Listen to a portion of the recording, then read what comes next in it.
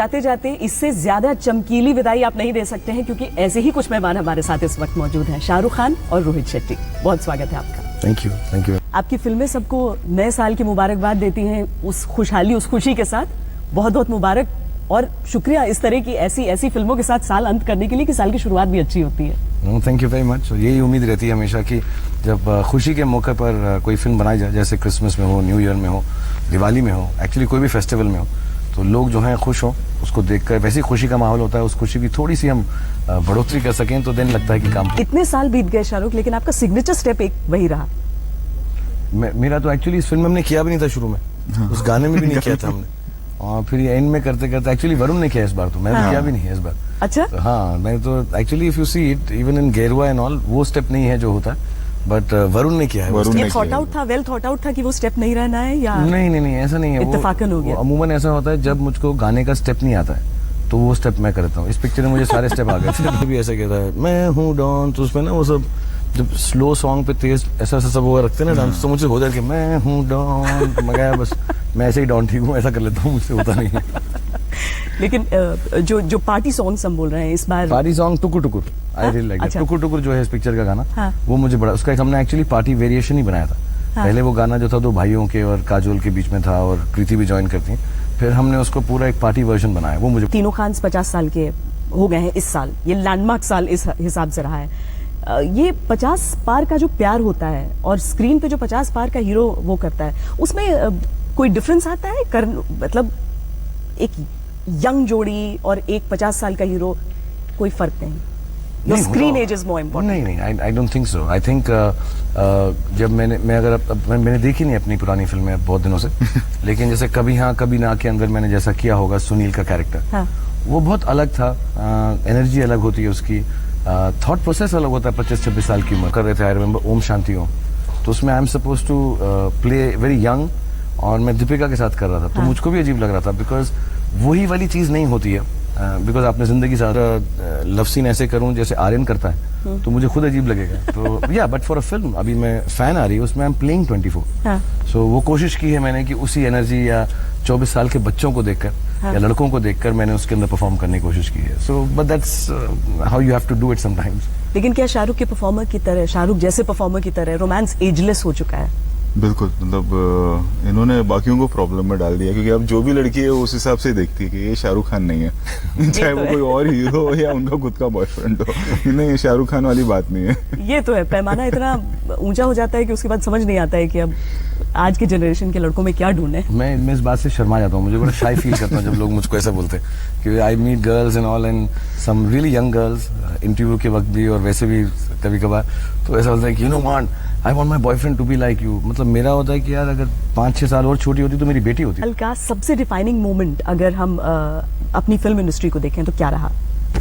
I think एक कोई defining moment मैं ऐसा एक फिल्म बोल दूं, उसके अलावा मैं ये बोलूंगा कि साल का डिफाइनिंग मोमेंट अब यही है कि अलग अलग किस्म की फिल्में, कमर्शियल और ऑफ बीट जोन में, और दोनों अच्छा लोगों को पसंद आ रही हैं। एग्जैक्टली, मतलब अब ऐसा दौर नहीं रहा शायद कि सिर्फ एक्शन फिल्में हैं तो एक्शन चलेंगी, रोमांस है तो रोमांस। हाँ, एक जमाना था, आई रिमेम्बर जब हमने शुरुआत की थी, एक ट्रेंड चलता था, एक्शन फिल्में ही चलती थी, फिर रोमांटिक फिल्में ही चलती थी। I think comedy action Rohit ले आया एकदम, कि कॉमिक एक्शन मिक्स चलता था। बट आई थिंक अभी जो है, एज लॉन्ग एज फिल्म में कुछ ना कुछ है, ऑफकोर्स हर फिल्म का जो होगा बिजनेस या आईबॉल्स अलग होंगी, टारगेट ऑडियंस अलग होगा, लेकिन कहीं ना कहीं पे जिस टारगेट के लिए बनाई जाती है, अब ऑडियंस समझ जाती है कि इनके लिए है, हमारे लिए है, एंड उसको आई थिंक भरपूर प्यार मिला। 2016 क्या है आपके लिए? मेरी एक खत्म हो चुकी है फैन, और मुझे बीच में चोट लग गई थी रईस के वक्त, तो 15-20 दिन का काम शायद उसका रह गया, थोड़ा आराम से करूंगा क्योंकि एक्शन बाकी रह गया उसका, और एक गाना, तो वो दोनों फिल्में नियरली जनवरी तक कंप्लीट हो जाएंगी, फैन कंप्लीट हो गई।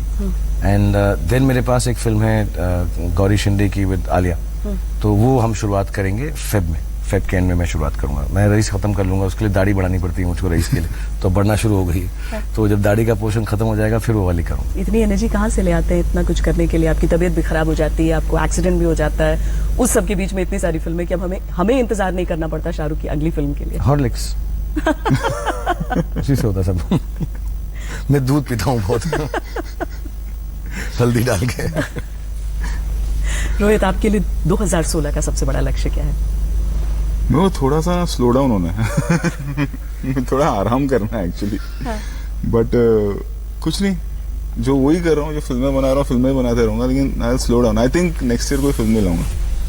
सीरियसली ये नहीं बोलिए फिर? मैं प्लान दैट ये बहुत अच्छी खबर नहीं होगी आपके जो आपकी तरह के फिल्मों के फैंस हैं। क्या जब ना फिल्म कंप्लीट होती है ना, एक दो दिन सबको ऐसा लगता है, और जो काम करने वाले जैसे ये काम करने वाले कोई बैठता नहीं। अच्छा, मैं भी मेरे ऑफिस भी ये बोल रही है कि 2 दिन आप बोल रहे हो ऐसे 2 दिन, मैं भी ऐसे बोलता हूँ यार कि अभी क्या करता हूँ ना, मैं अभी गौरी की फिल्म है ये यार, मैं फिर ना 2 महीना ऑफ लेता हूँ, और फिर जो है ना अपना वो नया, ये 2-4 दिन के लिए चलता है जब फिल्म रिलीज पे होती है और आदमी थक जाता है, उसके बाद वो कुछ फर्क नहीं पड़ता है मुझे। अभी आपने पूछ लिया तो मैं खुद एकदम कैलकुलेट कर रहा हूँ कि मार्च अप्रैल तक तो हो ही गया ये, और मतलब बुक हो चुका है, काम खत्म हो चुका है, अभी तो उसके आगे तो और क्या काम नहीं करूंगा मैं, और अभी शुरू हो जाएगा। You know I really thought बहुत दिन बाकी हैं, अगर मैं कैलकुलेट करूँ आप कहें तो 1 महीना हाँ, बाकी है। मतलब नहीं तो अभी तो जनवरी से शुरू कर रहा हूँ 10 दिन में, तो 8 दिन भी नहीं मिलेंगे मुझको, मैं शूटिंग में वापस चले जाऊँ।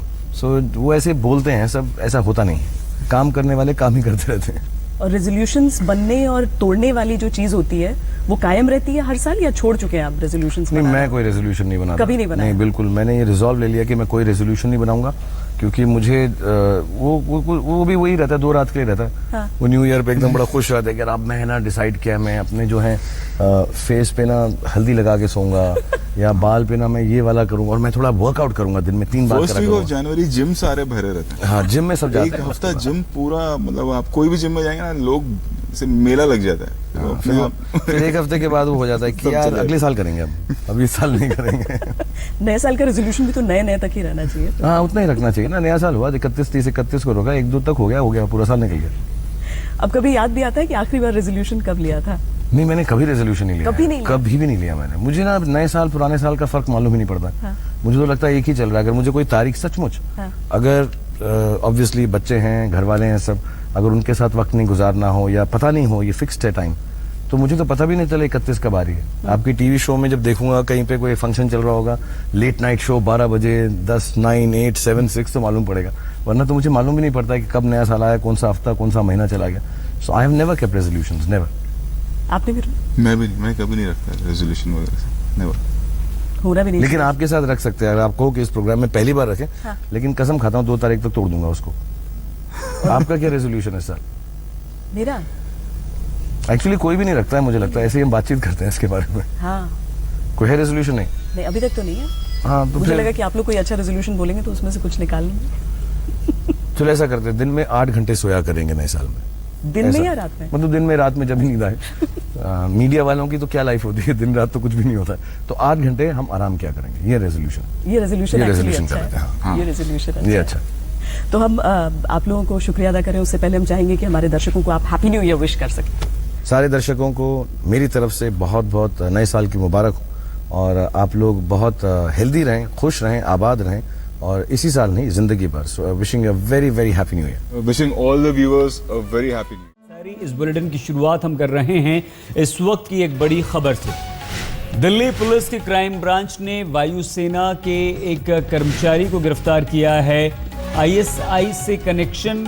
Hello and welcome to the Air End Special of Gadgets and Gizmos, and just like every other technology Air End Special show, we have also called in a panel of experts. Joining us on the show would be Satya Nadella, who will be talking about Apple.